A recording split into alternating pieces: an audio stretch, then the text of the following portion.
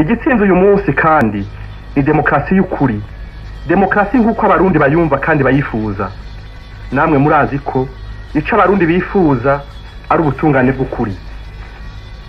Ubu rero ubutigu burageze ukwihweza ibibazo vyerekeye Burundi.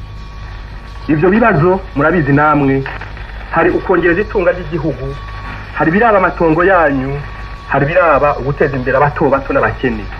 Yuko tutavuye hasi dukore ijuru n'umutaga nk'uko abamaze kugenda bahora babona ingene bakora i Buraya, muri Amerika cyangwa muri Aziya. Ntabwo dushobora kuronka kuko dushobora kuronka izo twifashisha.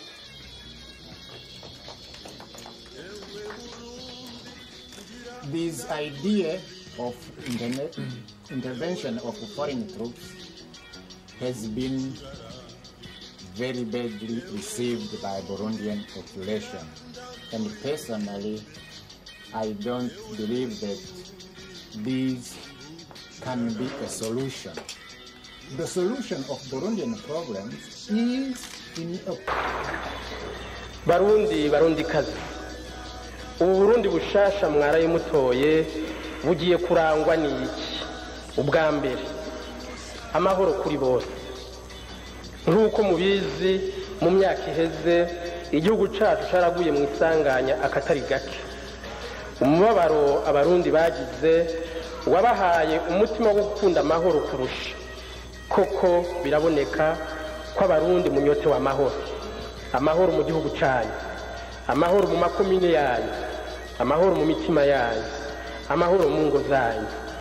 Ayo mahoro tunyotewe twese tugiye kuyaharanira twivuye inyuma. Uzoza ashaka kutwononera umutekano uwo ari we wese, naho azoba yitwaje iki, azomenye ko azosanga abarundi miliyoni n'imiliyoni bahagaze bwuma baharanira ayo mahoro.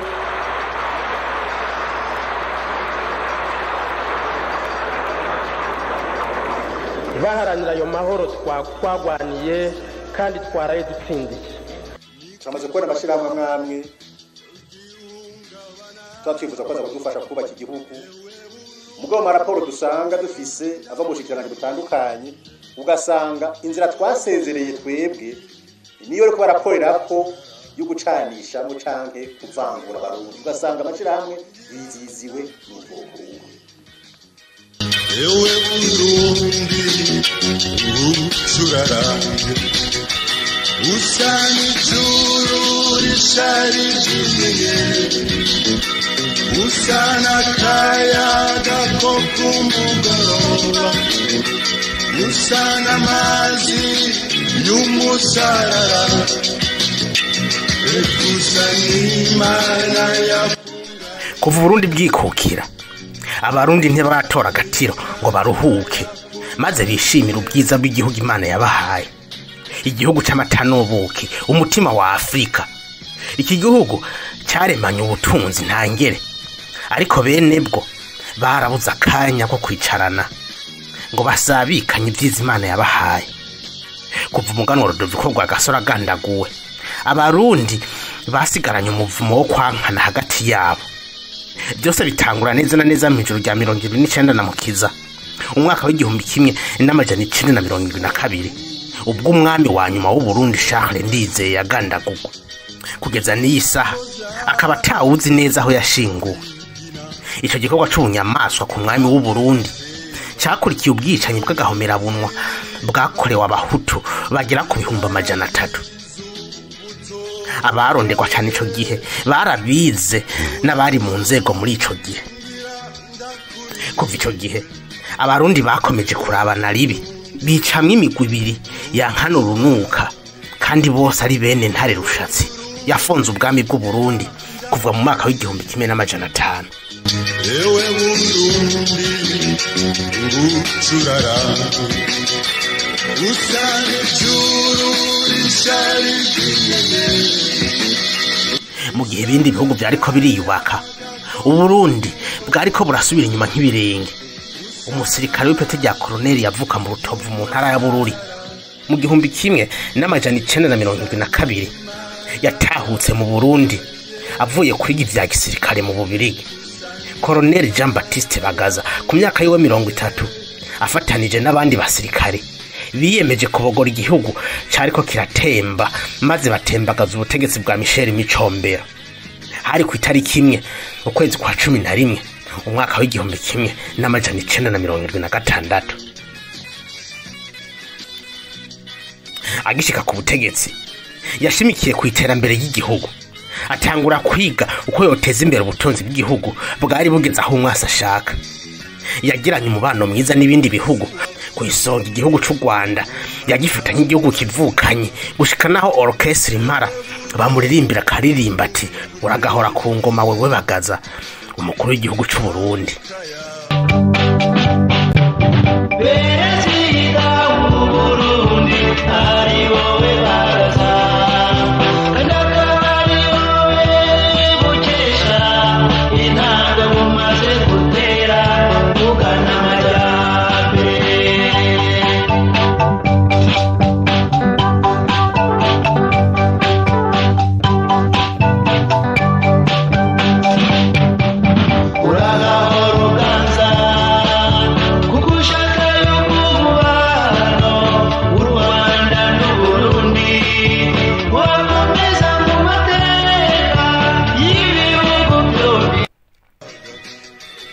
Mu 1976 yakiriwe mu ngoro y'umukuru w'igihugu Champs-Élysées Paris mu Bufaransa, mu modoka nziza ya limousine iriko idarapo y'igihugu cy'u Burundi.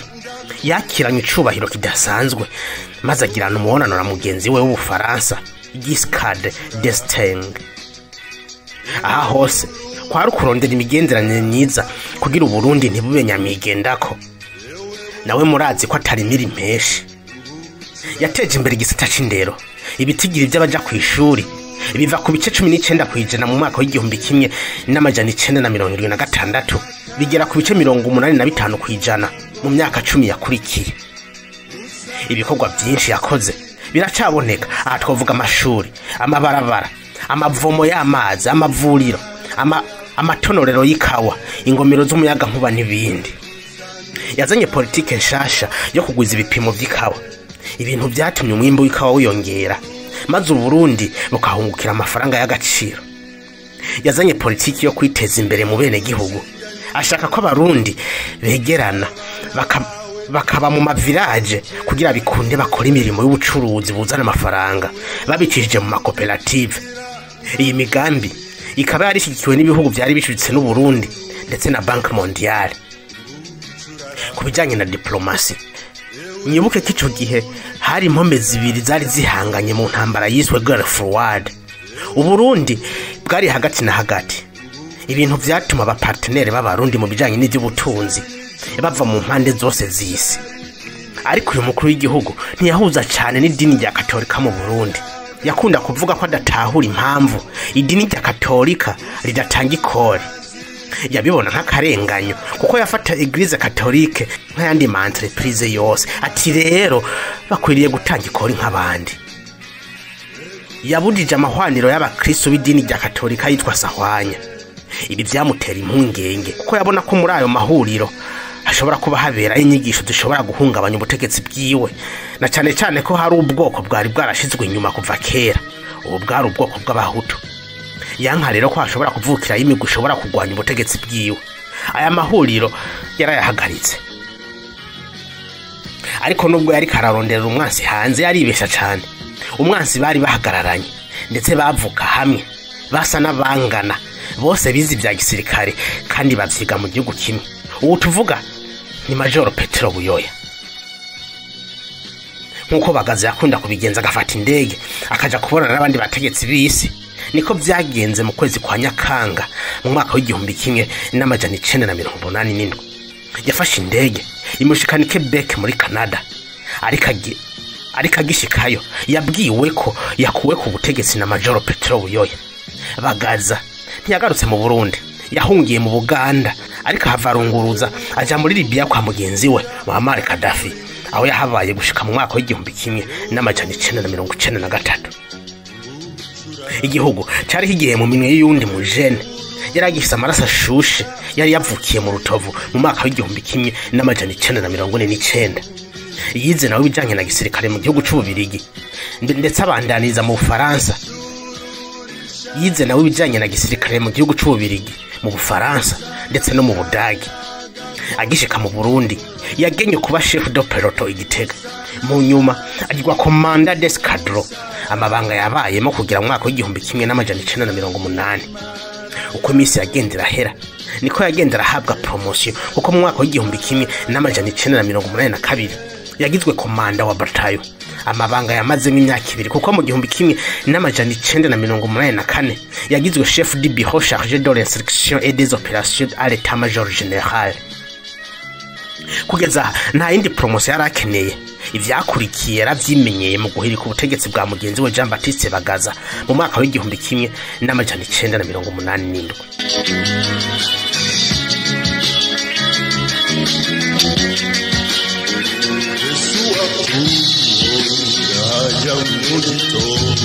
Ewe Burundi nguteye igomwe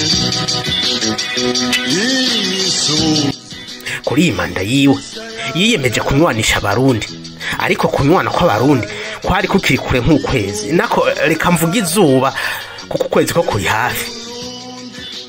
Ku itariki 15 z'ukwezi k'umunani umwaka w'igihumbi kimwe n'amajana 1988 ibara ryaraguye hagati y'abahutu n'abatutsi mu makomine ya Ntega mu ntara ya Kirundo na Marangara mu ntara ya Ngozi. Abantu bagera ku 200,000 bakaba barahasize ubuzima. Inyuma y'ivyo Buyoya yakomeje politiki yo kunywanisha abarundi, ndetse hashigwaho umunsi wahariwe ubumwe bw'abarundi. Hari kwigerekerezo rya 5 Ruhuhuma umwaka w'igihumbi kimwe n'amajana 1991, umunsi mukuru n'uwo tugihimbaza.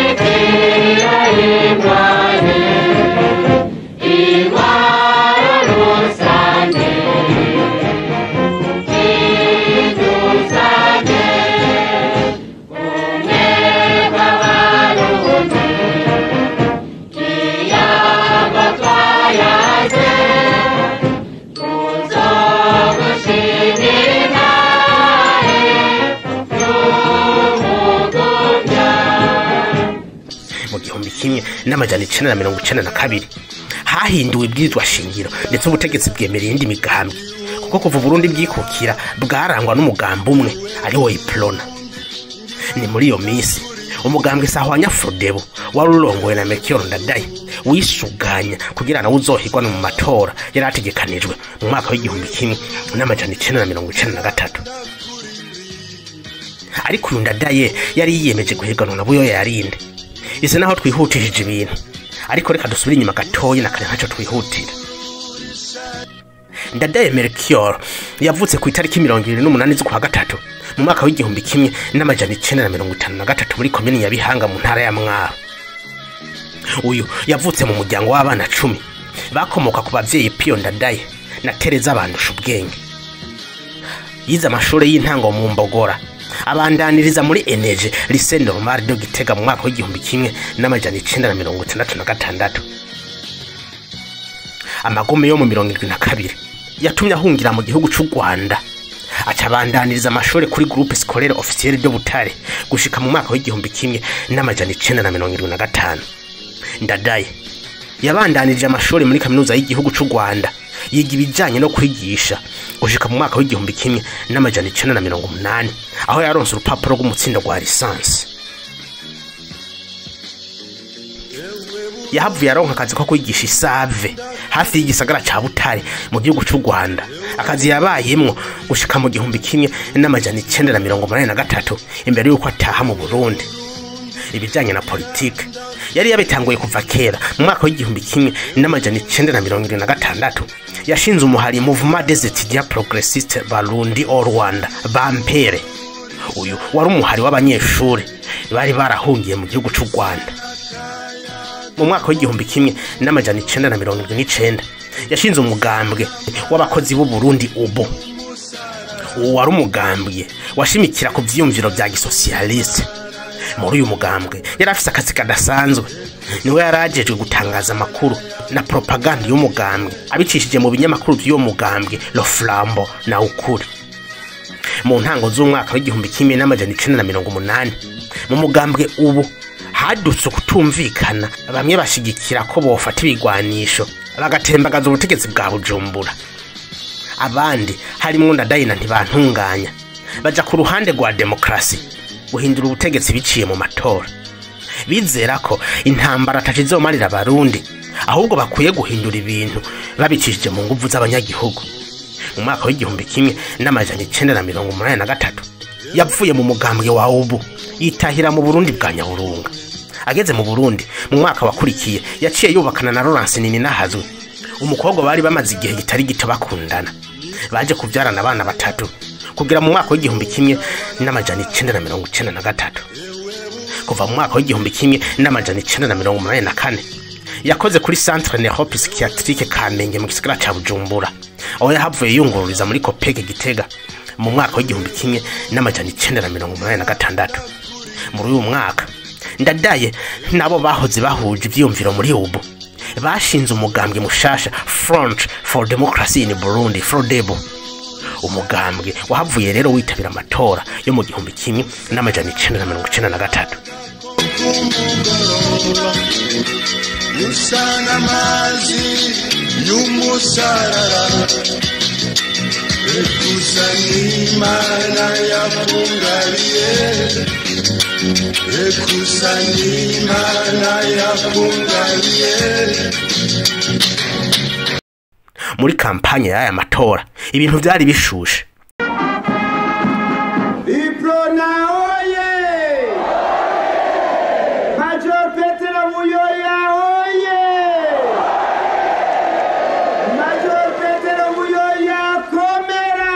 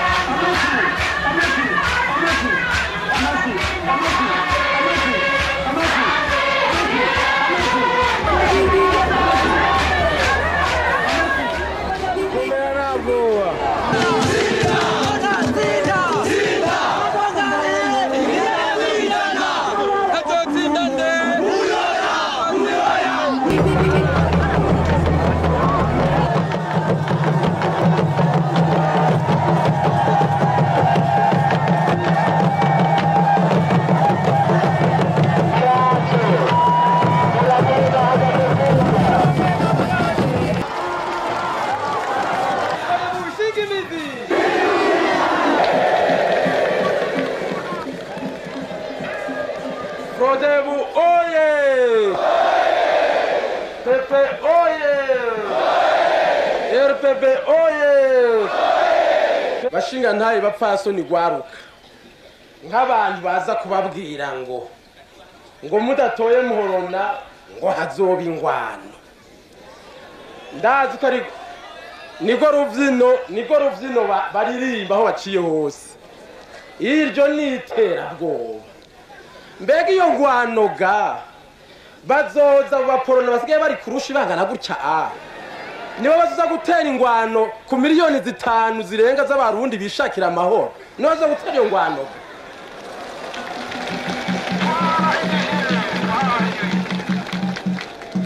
Nibayitera nibatse uwo muriro turi miliyoni 5 tuzowuzimya, tumaze kuwuzimya tuce tubaboha. Ku nshuro ya mbere kuva Burundi bwabaho umwene gihugu yarahawe ubushobozi bwo kuhitiramo indongozi zimutwara. Mu myamamazo byari bishushe, abanyagihugu bari baryohewe bishimiye iteka bahawe yo kugira uruhara muri politika y'u Burundi. Demokrasi yari ivutse kwa ntare. Itariki imwe Ruheshi umwaka w'igihumbi kimwe n'amajana 1993 niho abarundi baca urubanza maze bihitiramwo uburundi bushasha. Bari barushe no kwamana intendera ku mutwe, maze bizera ko bagiye kuronka amahoro. Bari banyotewe. Ndadaye Melchior yatsinze ku majwi 68.86 kwijana, maze Buyoya yaronka 32.2 kwijana. Uwigenga Sendegeya nawe aronka igice kimwe n'ibice 2 kwijana. Amatora yagenze neza kandi nta numwe yidoze, bose bashizeho abarundi bashize. Ndadaye yemereye abarundi Burundi bushasha, abemerera ko arico gihe cyo kwiruhutsa, maze bicare bafungure ku byiza by'u Burundi batekanye. Abarundi bari barihebuye, basa naho babonye umucunguzi Mesiya yaraje kurokora Burundi. Ariko mengo waroza abarundi ntigeze akaraba. Ikizera abarundi bari bafise cyo kuryama bagasinzira inyuma y'imyaka bataraba badasinziriye cyaheze mu ijuru rya 20 gitugutu umwaka w'igihumbi kimwe n'amajana 1993. Ndadaye yaramaze ku butegetsi amezi 3 gusa, yagandaguwe bunyamaswa, yicanwa n'abandi bategetsi bari muri leta yiwe. Igihugu cyasubiye mu ntambara, hongera kuba ubwicanyi bufatiye ku moko. Bamwe barahunga, abandi bihereza ishamba kugira bisuganye bagwanire demokrasi. Bari bahejeje kunyagwa hakoresha ubwikenye. Nitukira abantu turi nyamaswa, twigaye tumaramare, twarahemukiye sogokuru yemwe, twaricanye turi bamwe, twaracumuye ku mana yo mu ijuru, twarashesha amaraso, twari dukwiye kugirira n'ikigongwe nk'uko Imana yakitugiriye.